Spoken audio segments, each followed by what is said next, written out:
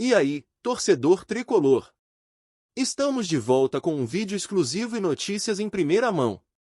Antes de tudo, inscreva-se no canal e deixe seu like, é muito importante para receber as novidades todos os dias. Sem mais enrolação, vamos às notícias.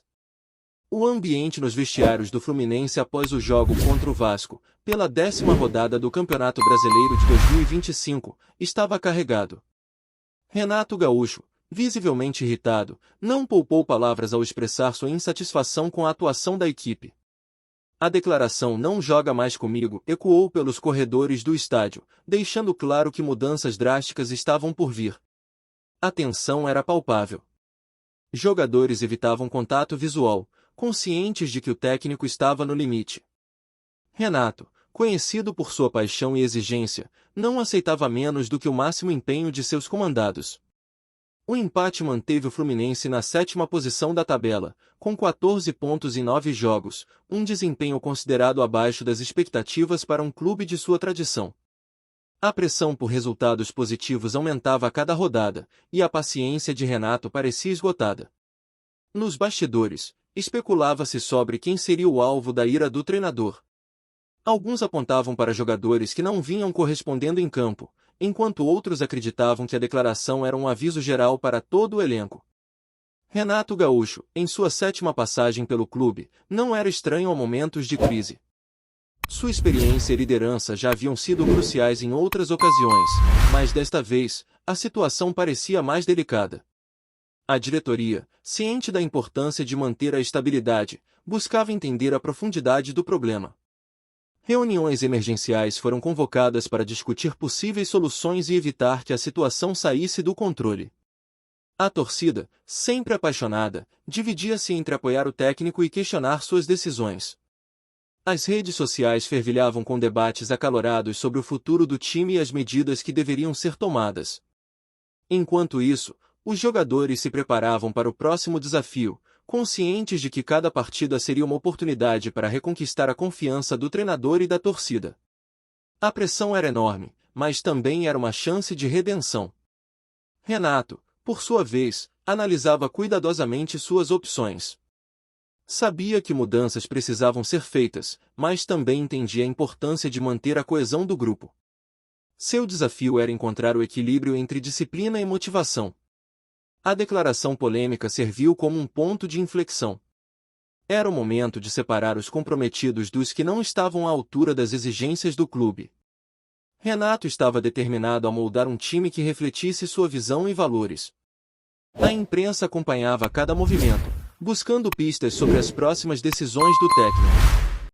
Entrevistas, coletivas e treinos eram analisados minuciosamente em busca de sinais sobre o futuro do elenco. No campo, os jogadores treinavam intensamente, conscientes de que cada desempenho seria avaliado com rigor. A competição interna aumentava, e a luta por uma vaga no time titular se intensificava. A atmosfera no clube era de expectativa. Todos aguardavam as próximas ações de Renato Gaúcho, certos de que suas decisões moldariam o destino do Fluminense na temporada. A frase "não joga mais comigo" não era apenas uma reprimenda, era um chamado à ação.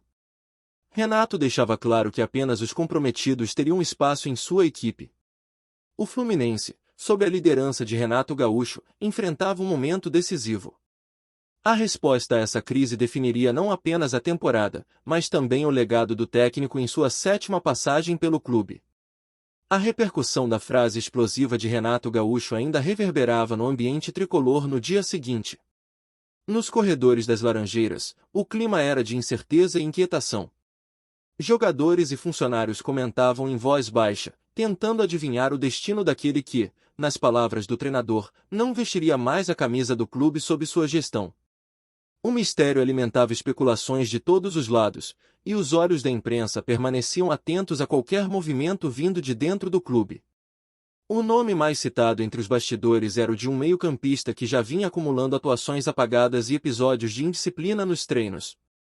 Apesar de nenhuma confirmação oficial, sua ausência no treinamento regenerativo pós-jogo foi notada por todos. A comissão técnica manteve silêncio absoluto, enquanto o jogador em questão postava mensagens enigmáticas em suas redes sociais, alimentando ainda mais o suspense. Renato, durante coletiva de imprensa improvisada, se limitou a dizer que no Fluminense, ou corre, ou sai. A frase, curta e seca, traduzia seu estado de espírito. Não havia mais espaço para tolerância. O treinador exigia entrega total, foco irrestrito e respeito à camisa. Seus olhos, sempre expressivos, denunciavam que não se tratava de um blefe ou exagero momentâneo. A decisão estava tomada, e quem não se adaptasse à nova mentalidade seria deixado para trás. Enquanto isso, nos bastidores da diretoria, discussões esquentavam sobre como gerir a crise de imagem gerada pela repercussão da fala do técnico. Alguns conselheiros alegavam que a declaração de Renato havia exposto demais o clube, criando um ambiente de tensão desnecessário. Outros, no entanto, viam no episódio um ponto de virada necessário, um choque de realidade para um elenco que, segundo eles, acomodara-se com a titularidade. A torcida, dividida como sempre, começava a tomar lados. Parte considerava a postura de Renato como autoritária e prejudicial à harmonia do elenco. Outra parcela, mais identificada com o estilo combativo do técnico, aplaudia a atitude e clamava por uma faxina no vestiário. Nos fóruns e nas arquibancadas, surgia um novo mantra: com Renato, não tem corpo mole. Dentro de campo, o desafio era enorme. O próximo jogo do Fluminense seria contra o Atlético Mineiro, fora de casa, e uma derrota poderia agravar ainda mais o clima tenso. Renato convocou um treino fechado no CT Carlos Castilho, com portões trancados e vigilância redobrada para evitar vazamentos. Queria concentração total. A mensagem era clara: ou o grupo respondia com futebol, ou mais cabeças poderiam rolar. No treino, a intensidade era visivelmente maior. Alguns atletas, que vinham sendo pouco aproveitados, ganharam minutos entre os titulares. Já outros, considerados intocáveis, sequer foram utilizados. A movimentação sugeria que Renato planejava mudanças profundas na escalação para o duelo seguinte. E, conhecendo o histórico do treinador, não se tratava de uma ameaça vazia. A imprensa esportiva, por sua vez, fazia de tudo para identificar o pivô da confusão. Repórteres de rádio, TV e portais especializados buscavam fontes dentro do clube, tentando obter detalhes do bastidor que levou à explosão de Renato.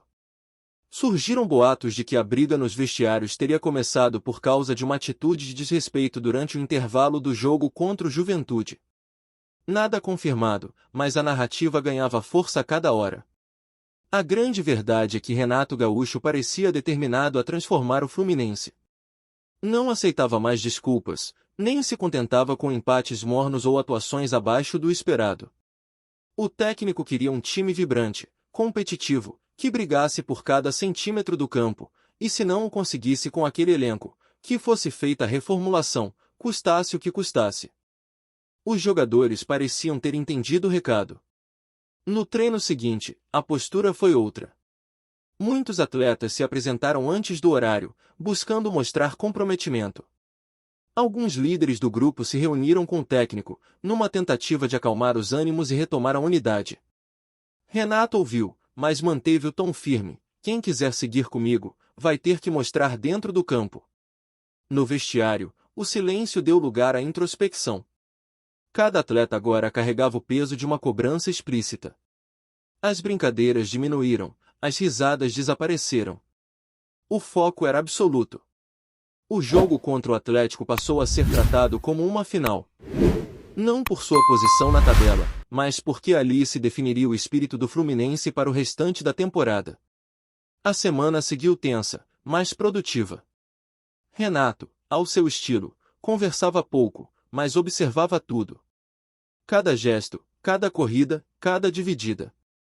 Suas anotações eram feitas meticulosamente, e ele já começava a desenhar o esboço do novo Fluminense. Um time menos estrelado, mas mais aguerrido. Com garotos da base, com reservas famintos por oportunidade. Com raça. A diretoria, pressionada pela repercussão, decidiu bancar publicamente o treinador.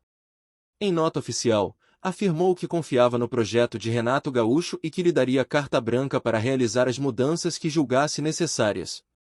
O recado foi claro: a era da complacência havia acabado, e agora era tempo de sangue nos olhos.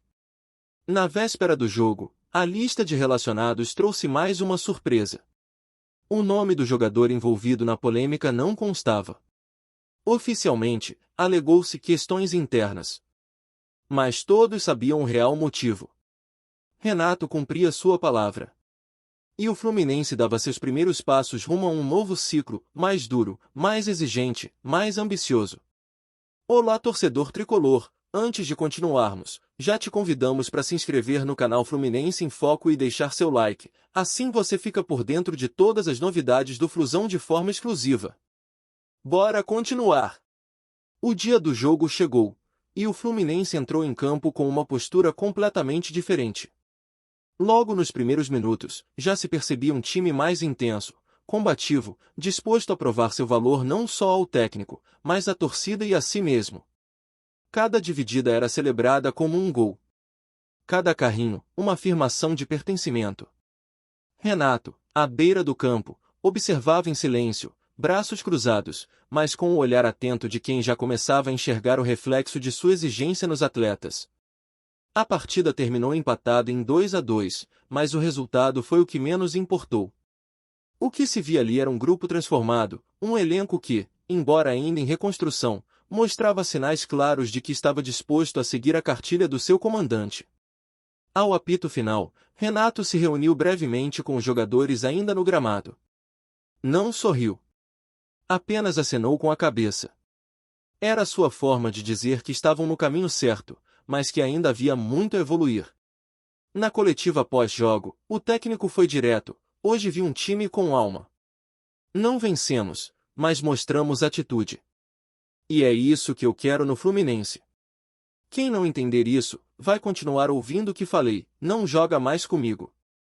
Porque aqui, a partir de agora, só joga quem tiver coragem, entrega e respeito por essa camisa. A fala, embora dura, foi bem recebida por grande parte da torcida, que clamava por uma reação do elenco. Nos dias que se seguiram, a movimentação no mercado da bola começou a esquentar. Informações de bastidores indicavam que Renato havia entregado à diretoria uma lista de possíveis reforços e dispensas. Alguns nomes experientes que estavam em baixa no clube começaram a ser negociados, enquanto jovens promessas do Sub-20 eram chamadas para treinar com os profissionais. A era Renato ganhava contornos ainda mais nítidos. Nas arquibancadas, o clima de divisão dava lugar à esperança. A torcida, reconhecendo o esforço e a nova postura do elenco, voltava a apoiar com mais vigor. As músicas ecoavam mais alto, os aplausos surgiam mesmo nas jogadas erradas, como um incentivo ao esforço. O Maracanã voltava a pulsar, e isso era reflexo direto da mudança implantada pelo treinador. O jogador excluído, alvo da frase que virou manchete, não voltou mais a figurar entre os relacionados. Sua situação no clube ficou insustentável. Embora a diretoria evitasse comentar, já havia tratativas para uma rescisão amigável ou empréstimo a outro time. A decisão de Renato era irrevogável.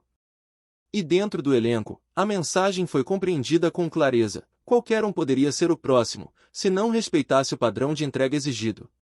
Jornalistas, comentaristas e ex-jogadores passaram a elogiar publicamente a postura de Renato Gaúcho. Alguns, que antes o criticavam por ser permissivo demais, reconheceram que ele havia mudado. Outros apontavam que o Fluminense finalmente encontrava um norte, mesmo em meio a turbulências. O clube, aos poucos, retomava sua identidade.